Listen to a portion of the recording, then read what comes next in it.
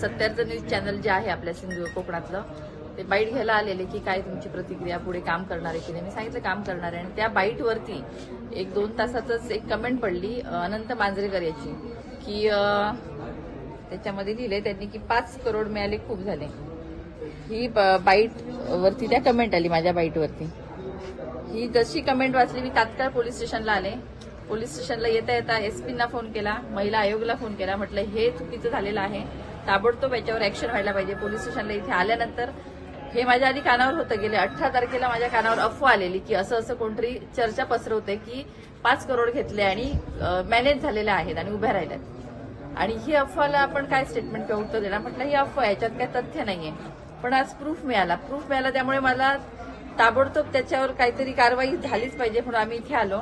Police स्टेशनमध्ये सगळं त्यांनी लिहून घेतलं रितसर आणि त्याच्यावर कारवाई होणार, अब्रू नुकसानीचा दावा दाखल केलेला आहे, तो करणार आहे. पण आता ह्या पद्धतीने जर महिलांवरती, जर राजकारणात येणाऱ्या महिला किंवा ज्या प्रामाणिकपणे काम करणाऱ्या महिलांवरती तुम्ही असं अफवा पसरवत असाल, सोशल मीडियावर असे कमेंट्स करत असाल तर ते धोकादायक आहे. हे माझ्यासाठी मी आलेली आहेत, पण माझ्याबरोबर माझे पण पदाधिकारी आहेत, सर्वजण आहेत. त्यांना उद्या कोण नावं ठेवू शकतं. माझ्यासारख्या कितीतरी महिला आहेत ज्यांना करिअर करायचे पुढे, ह्यांना कोण नावं ठेवू शकतं. एक प्रामाणिक काम करणारी एखादी मुलगी किंवा महिला जेव्हा राजकारणात येते, समाजकारणात येते, तेव्हा सगळ्या बाजूंनी बोललं जातं. पण हे असं चुकीचं आहे. जर तुमच्याकडे प्रूफ नाहीये, तुम्ही समोर यावं, बोलावं, किती रुपये घेते दाखवा, कोणी दिले मला पैसे दाखवा ना. तुम्हाला हिंमत असेल तर समोर या. माझं चॅलेंज आहे ओपन तुम्हाला सगळ्यांना. जे कोण बोलणार त्यांनी समोर यावं आणि सांगावं. आणि हे असं खपवून घेणार नाहीये. आणि जे चुकीचं वागतायत, जे चुकीचं बोलतायत त्यांच्यावर कारवाई झाल्याशिवाय राहणार नाहीये. एसपीनं सांगितलेलं आहे, महिला आयोगाने दखल घेतलेली आहे, त्यामुळे जी कारवाई व्हायची ती होणारच आहे.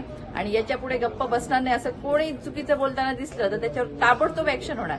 आणि आम्ही सगळे समर्थ आहोत त्याच्यासाठी. आमच्या पदाधिकाऱ्यांवर एका जरी कार्यकर्त्यावर बोट उघडलं तर एकही लोक बोट दाखवू शकत नाही की बाबा ह्यांनी असं केलं तसं केलं. कारण सगळे प्रामाणिकपणे लढलेले आहेत. सगळ्यांनी पाहिलंय, उभ्या सावंतवाडी विधानसभा मतदारसंघाने पाहिलंय की काय प्रामाणिकपणाची लढाई आम्ही लढलोय. रात्रीचा दिवस केलाय, अखंड परिश्रम केले आणि तुम्ही ह्या पद्धतीने बोलतायत. अरे काय हे चाललंय हे सावंतवाडीमध्ये. खूप वाईट वाटलं ह्या सगळ्या गोष्टीचं. पण यांना धडा शिकवल्याशिवाय राहणार नाही.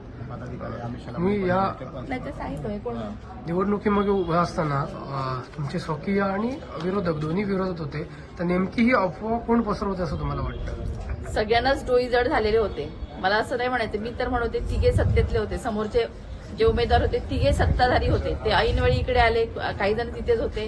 त्यामुळे त्यांना डोई जड झालेली. एक महिला काम करते, प्रामाणिकपणाची लढाई लढते, स्वाभिमानाची लढाई लढते, त्याची भीती वाटत होती कुठेतरी, म्हणून हे सगळं चाललेलं. शेवटच्या दिवसापर्यंत निलंबनाचं चाललेलं, शेवटच्या दिवसापर्यंत अफवा पसरवण्याचं चाललेलं आणि प्रत्येक पदाधिकाऱ्याला, कार्यकर्त्यांना फोडण्याचं काम चाललेलं, महिलांना धमकावण्याचं पण झालेलं आहे. मी प्रत्येक वेळेला सांगते, आमच्या कार्यकर्त्यांना आमिष देऊन झाली.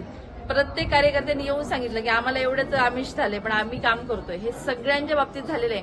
आमच्या बूथ अध्यक्षांना फोडण्याचं काम झालेलं आहे. म्हणजे अरे तुम्ही चांगली लढाई लढा ना, सत्याची लढाई लढा ना, कॉम्पिटिशन तुम्ही हेल्दी करा. तुम्ही काय एकमेकांची माणसं फोडून रात्रीतनं आमिष दाखवताय. हे चुकीचं राजकारण आहे आणि हे कुठेच विकासाचं राजकारण नाहीये. त्यामुळे सावंतवाडीच्या जनतेला अजिबात खपणारं राजकारण नाही आणि हे दिसलंय ह्या इलेक्शनमध्ये सगळ्यांना.